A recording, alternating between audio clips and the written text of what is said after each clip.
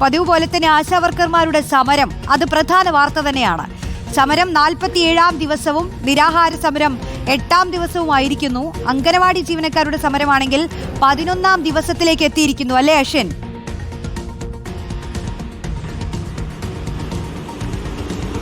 അറോശ്രീ, good morning. പതിപോലെ തന്നെ ഞാനുള്ളത് ആശാ പ്രവർത്തകരുടെ സമരപ്പന്തലിന് മുന്നിലാണ്. നമുക്കറിയാം, കഴിഞ്ഞ 47 ദിവസങ്ങളായി ഇവർ ഈ സെക്രട്ടേറിയറ്റ് പടിക്കലിൽ സമരം നടത്തുകയാണ്. പല വിധത്തിലുള്ള ചർച്ചകൾ നടന്നു, പല വിധത്തിലുള്ള സമരങ്ങളും നമ്മൾ ഈ ആശാ സമരവുമായി ബന്ധപ്പെട്ട് കാണുകയും ചെയ്തിരുന്നു. ഇന്നലെ പോലും ജനസഭ അടക്കമുള്ള കാര്യങ്ങൾ സംഘടിപ്പിച്ചായിരുന്നു ആശാ പ്രവർത്തകർ ഈ ഒരു സമരം നടത്തിയത്. ഈ ഏറ്റവും പ്രധാനപ്പെട്ട മറ്റൊരു കാര്യം, നിരാഹാര സമരം 8-ാം ദിവസത്തിലേക്കും കടന്നിരിക്കുന്നു എന്നുള്ളതാണ്. പല ആളുകളും രാവിലെ തന്നെ ആശാ ഈ സമരപ്പന്തലിലേക്ക് എത്തുന്നുണ്ട്. ഈ പിന്തുണയും അർപ്പിച്ച് തന്നെ വലിയ രീതിയിൽ ആളുകൾ ഈ ആശാ സമരപ്പന്തലിലേക്ക് എത്തുകയും ചെയ്തിട്ടുണ്ട്. ഇന്നലെ മറ്റൊരു ആശാ പ്രവർത്തക കൂടി ഇത്തരത്തിൽ ആരോഗ്യസ്ഥിതി മോശമായതിനെ തുടർന്ന് ആശുപത്രിയിലേക്ക് മാറ്റേണ്ടി വന്നിട്ടുമുണ്ട്.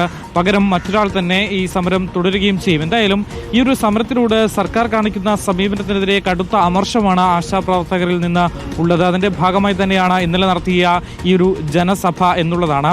സച്ചിദാനന്ദനായിരുന്നു ഈ ജനസഭയുടെ ഉദ്ഘാടകൻ. ഈ സർക്കാർ കാണിക്കുന്നത് അത് ഇത്തരത്തിലുള്ള നിലപാട് അത് സ്വീകരിക്കാനാകില്ല എന്നൊരു നിലപാട് തന്നെയാണ് അദ്ദേഹവും അറിയിച്ചിട്ടുള്ളത്. കഴിഞ്ഞ 47 ദിവസങ്ങളായി ഇവർ ഈ ഒരു സമരപ്പന്തലിൽ കിടപ്പുണ്ട് എന്നുള്ളതാണ് ഏറ്റവും പ്രധാനപ്പെട്ട ഒരു കാര്യം. പലവിധ ആവശ്യങ്ങൾ ഉന്നയിച്ചു. നമുക്കറിയാം, ഈ ആവശ്യങ്ങൾ പോലും ഇപ്പോൾ ഈ കേരളത്തിലുള്ള ഓരോരുത്തർക്കും മനഃപ്പാടമായി കഴിഞ്ഞു. അത്രയും നാൾ ഇവർ ഈ ആവർത്തിച്ച് തങ്ങളുടെ ആവശ്യങ്ങൾ ഇവർ അറിയിച്ചിട്ടുള്ളതുമാണ്. എന്തായാലും സമരം കടുപ്പിക്കാൻ തന്നെയാണ് ആശാ പ്രവർത്തകരുടെ തീരുമാനം. കാരണം 47 ദിവസങ്ങളിലേക്ക് എത്തി നിൽക്കുന്നു. ഈ ഒരു സാഹചര്യത്തിൽ സർക്കാർ കണ്ണു തുറക്കുന്നില്ല. അതുകൊണ്ട് തന്നെ വീണ്ടും സമരം കടുപ്പിക്കാനാണ് ഇപ്പോൾ ആലോചിച്ചിരിക്കുന്നത്. ചേച്ചി, ഇപ്പോൾ 47 ദിവസം എത്തിയിരിക്കുകയാണ്. ഇന്നലെ ജനസഭ വരെ നടത്തി. ഇതിനു മുന്നേ നിങ്ങൾ പല നിരാഹാരം നടത്തുന്നു. അങ്ങനെ പല രീതിയിലുള്ള പ്രതിഷേധങ്ങൾ നമ്മൾ കണ്ടു. എന്നിട്ടും ഒരു ഫലത്തിലേക്ക് എത്തുന്നില്ല, അല്ലെങ്കിൽ ഒരു ഇടപെടലിലേക്ക് കാര്യങ്ങൾ എത്തുന്നില്ല. അപ്പോൾ ഇനി എങ്ങനെയാണ് നിങ്ങൾ മുന്നോട്ടേക്ക് പ്ലാൻ ചെയ്യുന്നത്? സമരം ശക്തമായിട്ട് തന്നെ മുന്നോട്ട് പോകും. കാരണം ഈ ഡിമാൻഡുകൾ, ഞങ്ങൾ ഉയർത്തിയിരിക്കുന്ന ഡിമാൻഡുകൾ വളരെ ന്യായമാണ്. ഇപ്പോൾ ഇന്നലെ കണ്ടു, പുതുച്ചേരിയിൽ അവിടുത്തെ ഓണറേറിയം 18,000 രൂപയാക്കാനുള്ളൊരു പ്രഖ്യാപനം നമ്മൾ ഇന്നലെ കേട്ടു.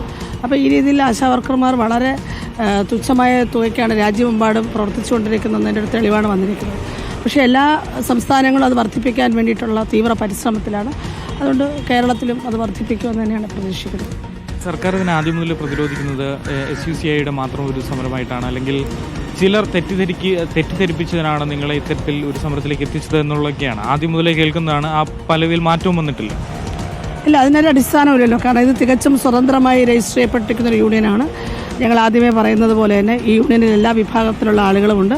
അങ്ങനെ ആരുടെയും തെറ്റിദ്ധാരണയില്ല. കാരണം 232 രൂപ എന്ന് പറയുന്നത് ഒരു തെറ്റിദ്ധരിപ്പിക്കപ്പെട്ടൊരു വേതനമല്ലല്ലോ. അത് വളരെ സത്യസന്ധമായൊരു വേതനമാണ്. ആ തുക കൊണ്ട് ജീവിക്കാൻ പറ്റില്ല. അതിനടുത്ത് തെറ്റിദ്ധാരണയൊന്നുമില്ല. ആശാവർക്കർമാർക്ക് എന്തിനാണ് തെറ്റിദ്ധാരണ? കാരണം സർക്കാർ തന്നെ പറയുന്നുണ്ട് ഇത് വളരെ തുച്ഛമാണ്, പക്ഷേ വർദ്ധിപ്പിക്കാൻ ന്യായമില്ലെന്നാണ് പറയുന്നത്. അപ്പോൾ അത് തന്നെയാണ് വസ്തുത. അതിനപ്പുറത്തേക്ക് തെറ്റിദ്ധാരണയൊന്നുമില്ല. മറിച്ച് ഗവൺമെൻറ് അവരുടെ മുൻഗണനാക്രമം മാറ്റണം എന്നുള്ളതേ ഉള്ളൂ. ഈ ചർച്ചകൾക്കുള്ള സമയമുണ്ട്. കാരണം 47 ദിവസം പിന്നിട്ടു.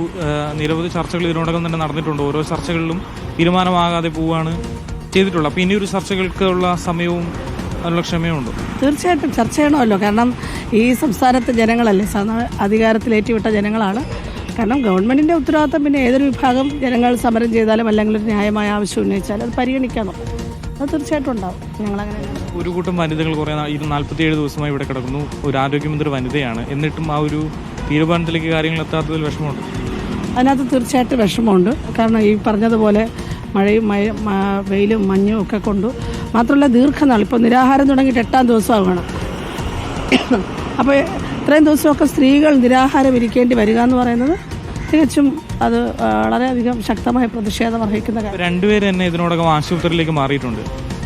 അതെ, 2 പേരല്ല 3 പേര് മാറിയിട്ടുണ്ട്. അടുത്ത 3 പേര് അതിനകത്ത് നിരാഹാരം അനുഷ്ഠിച്ച് തുടങ്ങിയിട്ടുണ്ട്. ഒരാൾ ഇന്ന് 3 ദിവസമാകുകയാണ്. അപ്പം അവരുടെ സ്ത്രീകളുടെ ആരോഗ്യത്തെ സംബന്ധിച്ച് തീർച്ചയായിട്ടും സർക്കാർ പരിഗണിക്കും തന്നെയാണ് ഞങ്ങൾ പ്രതീക്ഷിക്കുന്നത്. എന്തായാലും ഇപ്പോൾ സമരം പല തരത്തിലുള്ള സമരങ്ങളായി. ഇനി നാളെ മുതൽ എന്താണ്? കാരണം സർക്കാരിൻ്റെ കണ്ണു തുറപ്പിക്കുന്നത് കഴിഞ്ഞിട്ടില്ല. ഞങ്ങൾ പല പദ്ധതികൾ എടുക്കുന്നുണ്ട്. അത് അതിൻ്റെ തീരുമാനത്തിലേക്ക് എത്തിയിട്ടില്ല. ഉടൻ തന്നെ തീരുമാനിക്കും. എന്തായാലും സമരം കടുപ്പിക്കാൻ തന്നെയാണ് ആശാപ്രവർത്തകരുടെ തീരുമാനം. കാരണം 47 ദിവസങ്ങൾ പിന്നിട്ടിരിക്കുന്നു. ഈ 47 ദിവസവും പലതരത്തിലുള്ള സമരങ്ങൾ. ഈ പൊങ്കാലയോടനുബന്ധിച്ച് സങ്കട പൊങ്കാലയിടുന്നു, അതിനുശേഷം സെക്രട്ടേറിയറ്റ് ഉപരോധം, അതിന് പിന്നാലെ നിരാഹാര സമരം, സത്യാഗ്രഹം ആരംഭിക്കുന്നു. ഇന്നലെ ഇത്തരത്തിൽ ഒരു ജനസഭ തന്നെ സംഘടിപ്പിക്കുന്നു. ഇത്രയും നാൾ സമരം ചെയ്തിട്ടും ആരോഗ്യമന്ത്രിയുടെ ഭാഗത്തു നിന്നോ അല്ലെങ്കിൽ മുഖ്യമന്ത്രിയുടെ ഭാഗത്തു നിന്നോ ഒരു ഇടപെടൽ, ഈ പ്രശ്നപരിഹാരത്തിന് ഒരു ഇടപെടൽ ഉണ്ടായിട്ടില്ല എന്നുള്ളതാണ് ഏറ്റവും ശ്രദ്ധേയം. അതുതന്നെയാണ് അവരുടെ പ്രധാനപ്പെട്ട ഒരു ആവശ്യവും.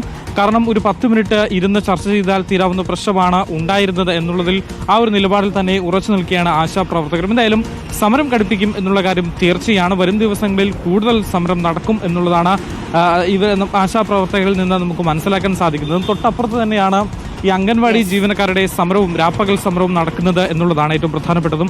അതും ഇപ്പോൾ ദിവസങ്ങൾ പിന്നിട്ടിരിക്കുന്നു. ആ ഒരു കാര്യത്തിലും ഇതുവരെ സർക്കാരിന്റെ ഭാഗത്തു നിന്ന് യാതൊരുവിധ ഇടപെടൽ ഉണ്ടാകുന്നില്ല എന്നുള്ളതാണ്. ഈ രണ്ട് സമരങ്ങളിലും സർക്കാരിന്റെ ഭാഗത്തു നിന്നുള്ള ഈ ഒരു നിഷ്ക്രിയമായ നടപടി, അതിൽ കടുത്ത അമർഷം തന്നെയാണുള്ളത്. നമുക്കറിയാം ഈ ആശാപ്രവർത്തകരുടെ സമരത്തിന് ഓരോ ദിവസവും പിന്തുണ വർദ്ധിക്കുന്നത് പോലെ തന്നെ സമരപ്പന്തലിൽ നിന്നാണ് അശ്വിൻ അംഗൻവാടി പ്രതികരണം ജീവനക്കാരുടെ അടക്കം സമരത്തിനും എത്തിച്ചത്. രണ്ട് സമരങ്ങൾ തലസ്ഥാനത്ത് തുടരുകയാണ്.